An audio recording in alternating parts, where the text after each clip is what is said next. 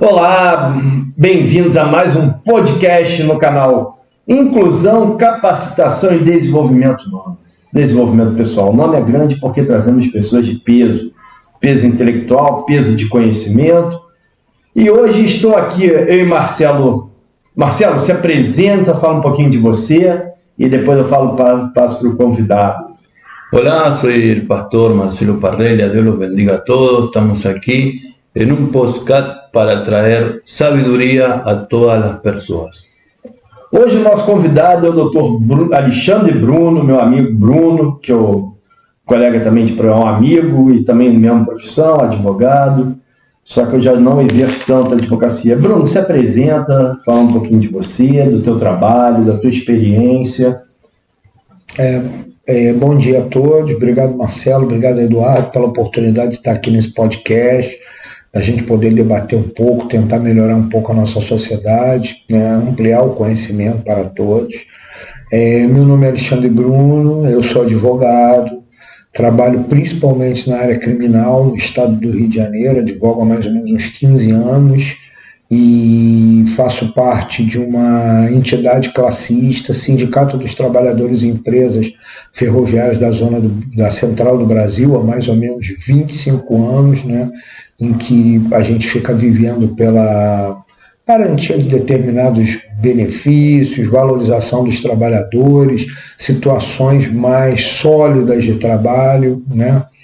E faço a minha segunda graduação na UERJ, sou aluno de Ciências Sociais na Universidade do Estado do Rio de Janeiro e dou aula em pré-vestibular comunitário, num pré-vestibular comunitário conhecido como de nome de Vive, né, em Vila Isabel, dando aula de Sociologia. Hoje nós estamos aqui com o Dr. Alexandre Bruno para falarmos sobre direito e educação. E eu sei que o Marcelo tem aí, a esposa dele também é professora, assim como a do Bruno também é professora. Eu já fui da área de educação, na época, lá em 98, eu passei no concurso para agente administrativo. Então, são três pessoas que, de forma direta ou indireta, têm ligação com a educação. E eu sei que o Marcelo tem muitas perguntas, tem muito tópico, tem muito conhecimento nessa área também. E para começar trocando bola aí, falando esse bate-papo, esse passe de bola que fez o programa não é esportivo, mas são três que adoram futebol.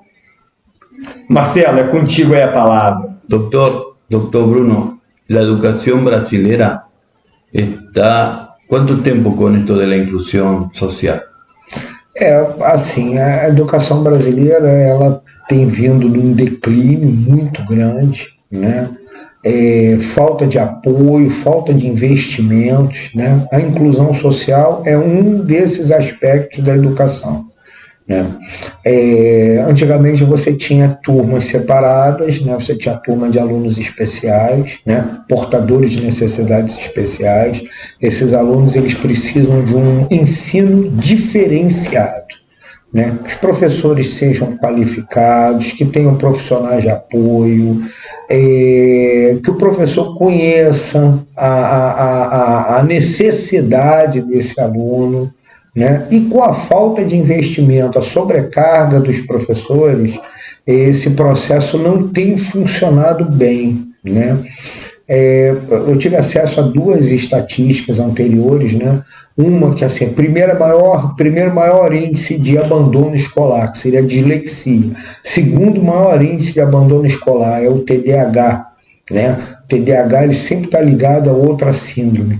São síndromes, são problemas que precisam ser tratados, que eles precisam de um tratamento adequado para fazer uma real inclusão dessas pessoas na sociedade, que essas pessoas possam se profissionalizar, que essas pessoas possam ser membros ativos da sociedade e não excluídos, e nenhum processo de fazer de conta que a gente está tendo uma inclusão social para dizer para os órgãos governamentais internacionais, para as estatísticas, e não está tendo um trabalho adequado para isso.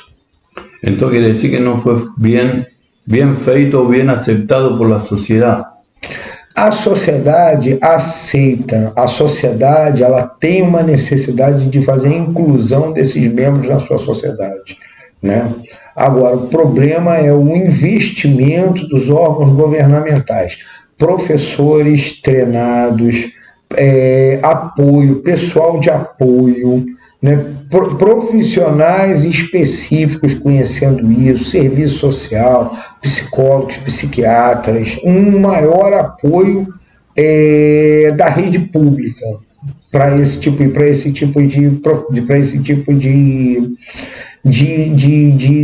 pessoas que estão sendo inclusas nessa sociedade. Muito interessante tua fala, Bruno, que eu vou dar mais um dadinho aqui mais informação sobre mim, né? Eu vim de uma família de professores. Minha mãe é professora de física, ambos já estão aposentados. Minha mãe era física, especializada em física nuclear. Meu pai foi matemática, estatística e depois foi para o campo da engenharia. E só que ambos deram aula no Cefet. Meu pai depois foi realmente para a questão, mas minha mãe foi a vida toda professora União-Estado. E eu lembro que ela fala o seguinte: eu, como professora, nunca passei por um curso de treinamento como professora. Sempre foi giz e quadro, na época era giz, não era hoje caneta pelor, né? Essa pelor de quadro de louça aí que se apaga, tal. Não, era apagador mesmo, era giz para giz. E ela fala muito isso: eu nunca tive um treinamento. Eu nunca fui para um curso de treinamento, curso de como lidar com pessoas, um curso de lidar com famílias que, como você falou, não tem uma base. E ela fala assim, então muitas vezes eu tinha que fazer o aluno sonhar para entender o poder de um sonho. Então quando a gente fala de mobilidade e inclusão, são coisas similares, são coisas separadas, um está dentro do outro. Como é que é essa questão da inclusão e mobilidade e como é que está isso dentro do poder do aluno de sonhar? Os professores são verdadeiros heróis, né? Tem uma missão digna e fundamental no crescimento de uma sociedade, na formação de uma sociedade, né? Muitos deles não recebem valores adequados pelo seu trabalho, então ele precisa trabalhar muito mais. É uma profissão insalubre, é uma profissão que precisa ter capacitação, precisa ter treinamento, precisa ter apoio, né? E é o reflexo que a gente vê na nossa sociedade, né? Inclusão social, ela dá o braço para a mobilidade social. A mobilidade social não é só daqueles que estão no processo de inclusão, é um processo de todos, é um processo de crescimento da sociedade. Se eu tenho um ensino público que está deteriorado, não está tendo investimentos adequados, todos esses dois processos que nós estamos debatendo aqui, inclusão social e mobilidade social, eles são deficientes. A deficiência da inclusão e mobilidade, ela gera violência, ela faz com que tenha essa falta de base da família, que gere violência entre os alunos, violência, claro, com os professores. E como é que o Estado, né, não vou falar aqui de Estado, mas falando de Estado, quando eu falo de Estado, eu estou falando de União, Estado e município, eu estou falando no todo, não especificamente em território estadual. Como é que ele dá essa resposta ao professor, esse apoio? Essa resposta vem de forma muito deficiente, Eduardo. E aí a gente vê o reflexo de todas essas coisas. Hoje vivemos um fenômeno da pandemia, né? Reflexos da pandemia. O que a pandemia causou no nosso processo de educação? Nós tivemos 2 anos que os alunos ficaram afastados dos colégios, sem regramento, sem ordem, sem disciplina. O colégio ele tem a primeira formação mesmo são as famílias, né? É o nosso lar. E a segunda formação de socialização, de educação, de regramento, seriam os colégios, as instituições educacionais, né? Os jovens vieram da pandemia sem limites, vivendo nas suas áreas, presos a um mundo de internet, a um mundo virtual, a um mundo de informações que não são informações verídicas, né? Então, isso reflete diretamente no processo de violência. E aí, quando a gente fala sobre violência, e a gente fala assim, então, no caso, eu escuto muito que hoje o aluno não é mais punido, o menor é livre para praticar crime. Isso é uma má interpretação do ECA? Como é que vem também esse treinamento do Estado para com os professores? Como é que isso funciona, Bruno? Boa pergunta, Eduardo, boa colocação. Há uma confusão das redes municipais e estaduais e uma propaganda negativa em relação a isso. Estatuto da Criança e do Adolescente, o ECA. O menor não é criminalizado, mas o menor comete atos infracionais.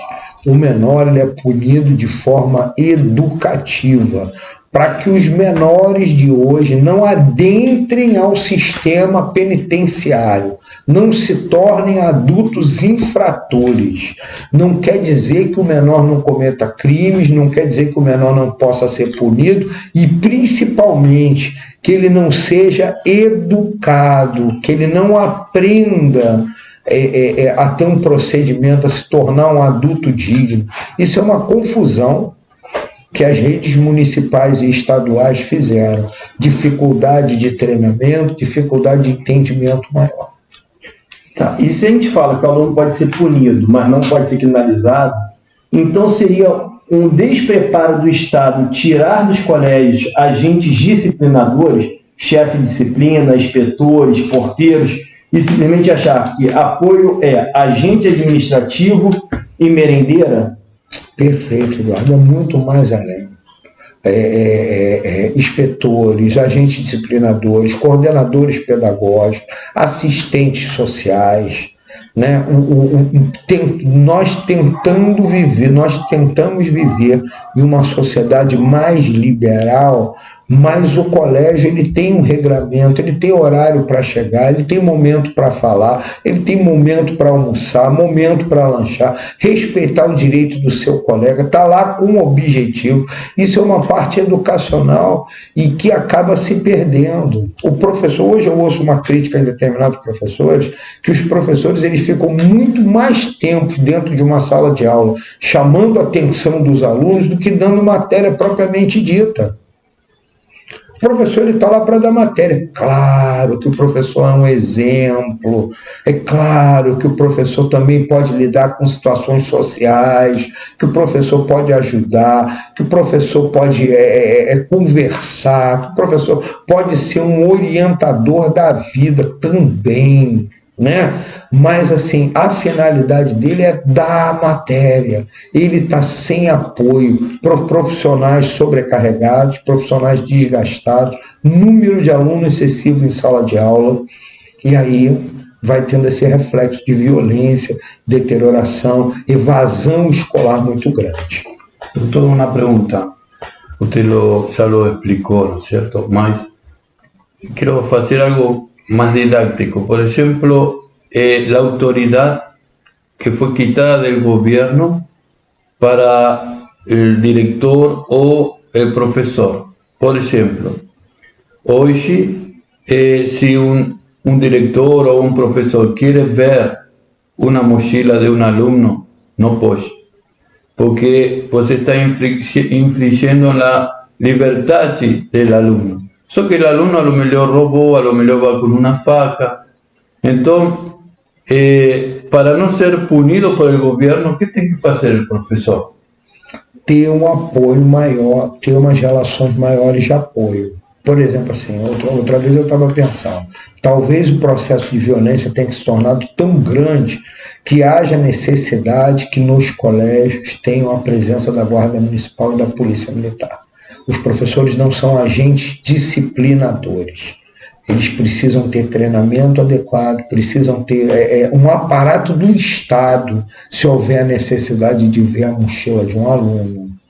Existem ferramentas legais para que isso aconteça, para que você consiga ter uma aula decente, para que você consiga ter um ambiente decente, para que você consiga ter um ambiente adequado para você poder dar aula, para você ter um ambiente de paz, que esse processo de violência que está vivendo na nossa sociedade, que esse processo de narcotráfico, de violência extrema que está vivendo na nossa sociedade, não entre, não invadam os nossos colégios, e que seja permitido uma liberdade maior para os professores, para os agentes educacionais e um apoio do Estado, um aparato do Estado em relação a essas situações.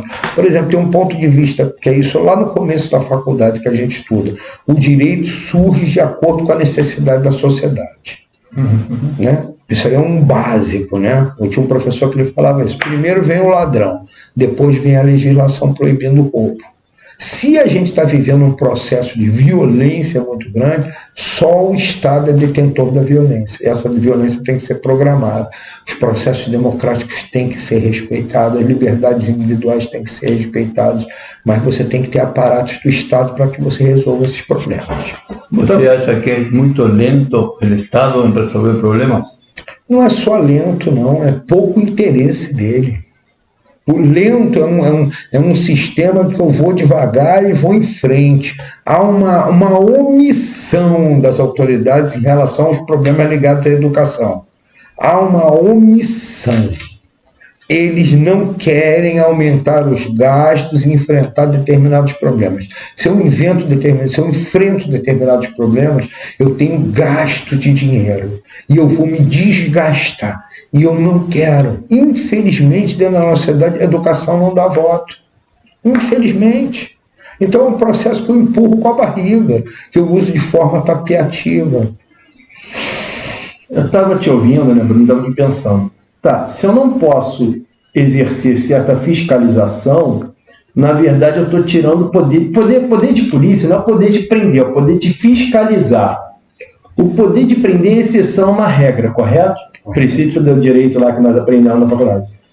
Tá, se eu falo para o professor que ele não pode mais fiscalizar um aluno, que ele não pode mais punir um aluno, que ele não pode mais isso, de alguma forma eu estou tirando um poder de fiscalização, poder de polícia. Isso não foi um caminho muito perigoso tomado tanto para gerar violência como também para acabar com a inclusão e mobilidade? Ou estou com uma visão distorcida nessa pergunta? O processo democrático é um processo muito cuidadoso e muito carinhoso. As sociedades elas têm que estar preparadas para serem adequadas aos processos democráticos. Os processos de liberdade não podem ser aplicados de forma desordenada. Há de se não confundir libertinagem com liberdade. Os direitos civis têm que ser mantidos, mas as organizações precisam ser solidificadas. As organizações precisam ser respeitadas. O direito civil tem que ser respeitado. Participação da sociedade no processo de educação. Participação da sociedade naquilo que ela quer. Isso é muito importante. Isso é muito importante, mas de uma forma democrática, de uma forma participativa, de uma forma construtivista. Né? E aí eu vou adequar o meu processo, a própria sociedade vai dizer isso, eu vou adequar o meu processo. O próprio pai não quer que o filho dele corra risco dentro das instituições de ensino. Hoje eles não estão se sentindo seguros em várias instituições de ensino.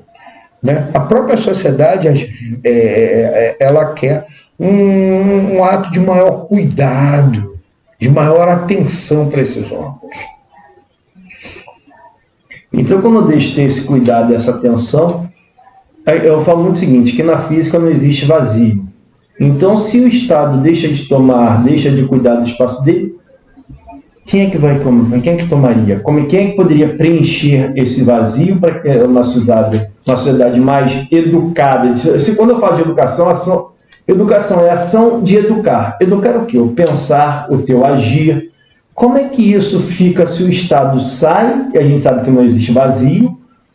Quem é que poderia assumir isso? Ou quais são as tendências para que se assuma esse espaço deixado pelo Estado junto às instituições de ensino? Quem assume isso são as organizações criminosas, né? É o coronelismo, o colonialismo. É interessante para determinados tipos de profissionais que eu tenho uma sociedade bem limitada, que a minha sociedade não tem uma avaliação política correta, que eu mantenha determinados currais eleitorais, né? Olha o processo de violência que a gente está vivendo hoje no estado do Rio de Janeiro.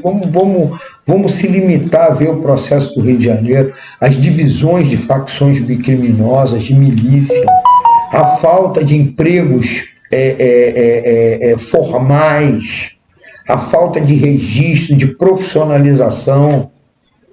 Olha o que a nossa sociedade está se tornando. Claro, se o Estado deixa de trabalhar em determinado ponto, outra organização paralela vai ocupar esse espaço, como você está falando mesmo, é questão da física. La falta de motivación del alumno al estudio. Cuando el profesor está capacitado para enseñar a la persona que quiere estudiar, mas la persona que no quiere estudiar y hace de todo para llamar la atención y destruir esa clase. ¿Cómo se puede llevar adelante la educación así? Isso eu vou botar na conta daquela falta de aparato, né? Esse aluno tem que ser trabalhado, esse aluno tem que ser afastado, o coletivo não pode ser prejudicado, né? Tem que ter um aparato pedagógico para poder conversar, para poder fazer essa situação. Perdón, pero ese es el problema. El director o la profesora no puede apartar porque ahí está el derecho del estudiante, só que el estudiante no quiere estudiar. Não, eu concordo, mas eu ainda acho que é falta de incentivo do Estado. A família tem que ser chamada, por exemplo, assim, tem uma medida que é a tomada, né? Uma medida que eu vejo que se toma nos colégios públicos, não sei estaduais, mas municipal. Ele começa a criar problema. Você chama ele e você fala, você só entra com o seu pai. Você não entra enquanto você não vier com o seu pai. Aí ele falta 1, 2 dias, depois ele vem com o pai dele. E aí esse problema começa a ser tratado. Se isso não for resolvido, você tem que chamar o conselho tutelar. Você tem que pedir, você tem um instrumento do Estado, só que esse instrumento é extremamente desgastante e ele não é aprovado pelas autoridades. Esse instrumento é extremamente desgastante. É a mesma coisa do cidadão. Eu fui roubado o meu relógio. Eu não vou dar queixa na delegacia não, porque não vai adiantar em nada. Eu tenho que cumprir os procedimentos de forma adequada. Eu tenho que ir na delegacia registrar um boletim de ocorrência. Eu tenho que ligar para as autoridades. Eu tenho que comunicar o batalhão da área. Se eu começo a fazer descaso por causa de uma série de coisas, aí o meu processo, eu não entro dentro do processo. A estrutura dos colégios, ela tem que ser preparada para todo tipo de problema, desde o aluno que tem uma violência enorme, até o aluno que de repente está com um problema psicológico, está querendo aparecer, está querendo atrapalhar os outros. Todos esses problemas podem ser tratados por um aparato educacional. Todos. Bruno, estava te ouvindo aqui falando sobre essa questão. Isso está ligado a uma certa limitação do Estado dentro da questão da mobilidade social. Ou seria uma visão distorcida, ou realmente quando você fala assim, não, quero que o aluno sonhe, ter essa perspectiva, de alguma forma eu estou limitando essa mobilidade, que realmente é vantajoso que aquele aluno da rede pública, seja estadual, municipal, ele venha ocupar subempregos. Há um interesse, né? Há um interesse que isso aconteça. Há uma falta de interesse do Estado. Quando eu falo Estado, é a mesma coisa que você falou, Eduardo. Estado com letra maiúscula, Estado soberano, né? Divisão dos poderes, divisão das atribuições municipais, estaduais, federais, de que isso não aconteça. Falta de investimentos, falta de reuniões, falta de busca por soluções, né? Isso tudo tem que ser muito bem minucioso, tem que ser muito bem tratado, tem que ser muito bem explicitado, né? Aí eu prejudico, eu tenho dentro de uma sociedade pais que não valorizam o estudo, pais que não valorizam os professores, alunos que não querem estudar, alunos que não valorizam os professores, professores extremamente desestimulados, adoecidos pelo estresse, e aí eu não tenho mobilidade social, eu não tenho uma busca por emprego informal. Se eu não tenho um processo de educação adequada para mim, como é que eu vou criar os meus filhos? Como é que eu vou saber o que eu quero da minha vida? Então, posso dizer que hoje o Estado ele prepara algumas pessoas ou para marginalidade ou para subdesemprego. Então, ou seja, eu tive entre 98 e 2001, foi a que eu fui funcionário público, uma conversa com um aluno que eu acho que tem tudo a ver com o que nós estamos falando hoje. Estou falando de 98 e 2001, ou seja, mais de 20 anos atrás, mais de 25 anos atrás. Ele falou o seguinte: Eduardo, era um aluno que era muito bom, como lá no colégio faltava de tudo, então lá apoio era duas pessoas trabalhando na secretaria, eu e outro colega que éramos agente administrativo, e 3 merendeiras. Não tinha nenhuma outra equipe de apoio. Então ficava na secretaria o diretor, uma outra professora fazendo a função de secretária e eu e esse outro colega. E aí, quando tinha reunião de professores, precisava de alguém para ser o escriba. Então eu chamava alguém que tivesse na parte de apoio, ou era eu ou o outro colega. E aí nós íamos, e aí nessa reunião foi um aluno que foi muito falado o seguinte: pô, fulano é muito bom, mas a gente não está conseguindo entender o que ele está acontecendo e tal. E eu chamei esse aluno para conversar. E a conversa foi: Eduardo, você está aí fazendo faculdade, está para quase terminar a tua faculdade, está no meio para o final, você é agente administrativo. Se eu te pedisse, você falasse, pô, compra tal coisa, você conseguiria? Eu falei, não conseguiria. Eu sei quanto você ganha, porque minha mãe é merendeira de colégio, meu pai é agente administrativo. Eu estou disposto a viver pouco e bem, a muito e mal. Meu nome já está na lista do tráfico. Então, o despreparo, a gente pode falar que já está, de forma consciente ou inconsciente, nós já criamos futuros marginais. Olha, essa colocação foi muito inteligente, Eduardo, foi muito boa essa colocação. Um aluno inteligentíssimo, que consegue ver uma visão de falta de mobilidade social, tendo seus pais, 2 trabalhadores da rede municipal, 2 servidores públicos, com salários ruins, extremamente limitados, e fazendo uma opção por um mundo que é curtíssimo, por um mundo do narcotráfico, por um mundo de violência, por um mundo de morte.